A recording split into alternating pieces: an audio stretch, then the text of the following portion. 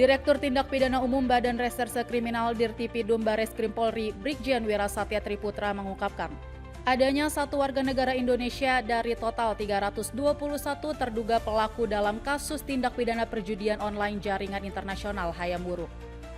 Terduga WNI berperan sebagai bagian pelayanan pelanggan atau customer service. Pada konferensi pers di Jakarta, Minggu 10 Mei pekan ini, Wira mengatakan berdasarkan hasil pemeriksaan, WNI terduga pelaku tersebut pernah bekerja di Kamboja sebelum kembali ke Indonesia untuk berperan sebagai customer service dalam jejaring perjudian online. Wira menambahkan, pihaknya telah membawa WNI terduga pelaku ke kantor Bareskrim Polri untuk melakukan pemeriksaan lanjutan. WNI, jadi setelah kita lakukan pemeriksaan kemarin ternyata ada satu orang WNI, yaitu warga di Jakarta sini, tapi yang bersangkutan adalah mantan ataupun pernah bekerja di Kamboja. Jadi datang sini juga bekerja di sini lagi. Pada Kamis 7 Mei lalu, polisi menggerebek sebuah perkantoran di Hayam Wuruk Plaza, Jakarta dan mengamankan sebanyak 321 terduga pelaku sindikat judi online. Sebanyak 320 orang yang merupakan warga negara asing kemudian ditempatkan di rumah detensi imigran Kuningan dan Kalideres, Jakarta untuk pemeriksaan lanjutan.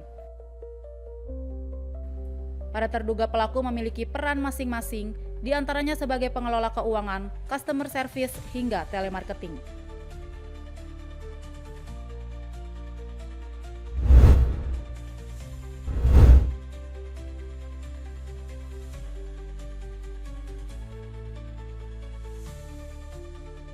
Palang Merah Indonesia Kota Banda Aceh menggelar kegiatan edukasi dan simulasi pertolongan pertama pada kecelakaan atau P3K bagi ratusan siswa tingkat SMA. Kegiatan edukasi meliputi materi keterampilan dasar menghadapi situasi darurat secara tepat dan cepat. Kegiatan selama 2 hari ini pun diikuti sebanyak 180 siswa yang tergabung dalam Palang Merah Remaja dari 18 sekolah di Banda Aceh.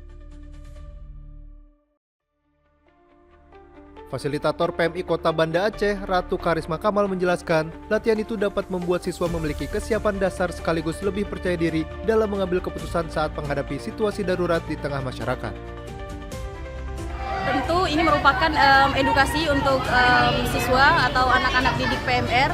Selain mereka sudah dibekali ketika latihan rutin di sekolahnya, sekarang untuk menampilkan kualitas dan kapasitas yang dimiliki oleh anak didik PMR.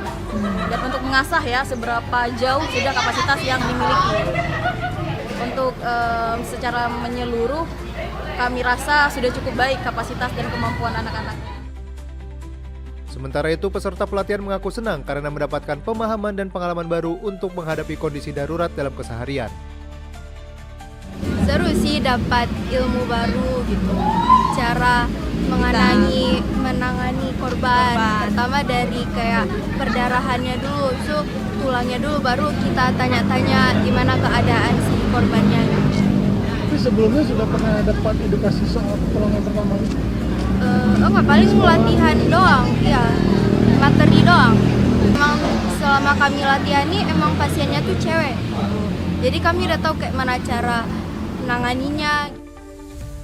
Selain edukasi P3K, para siswa juga mendapatkan pemahaman mengenai kesiapsiagaan bencana hingga kesehatan remaja. Kegiatan ini merupakan komitmen PMI dalam membangun budaya siaga di semua lapisan masyarakat. Melalui semangat gotong royong, PMI tidak hanya siap menghadapi kondisi darurat, namun juga aktif membangun ketangguhan bersama.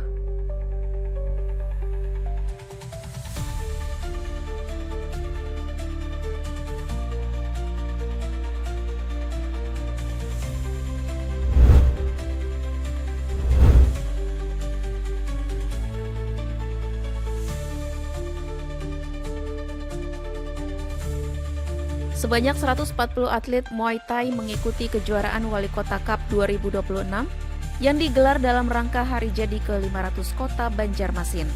Kejuaraan Muay Thai ini mempertandingkan 2 kategori, yaitu anak-anak dan dewasa. Usai membuka kejuaraan, Wali Kota Banjarmasin Muhammad Yamin menyampaikan bahwa ajang ini tidak hanya menjadi wadah prestasi, tetapi juga sarana mempererat silaturahmi antar atlet.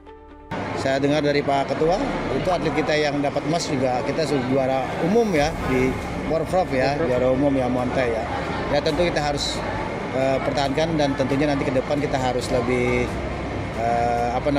lebih semangat lagi ya kepada ini ya. Tapi tentunya saya tekankan sekali lagi, ini adalah Hari Jadi Kota Banjarmasin yang ke-15 dan ini adalah ajang silaturahmi bagi para penggiat dan penghobi dan atlet daripada Muay Thai. Sementara itu, Ketua Muay Thai Kalimantan Selatan Aftahudin menyebut antusiasme peserta pada tahun ini cukup tinggi. Selain Kalimantan Selatan, jumlah daerah juga menyatakan keinginannya untuk turut serta dalam kejuaraan ini.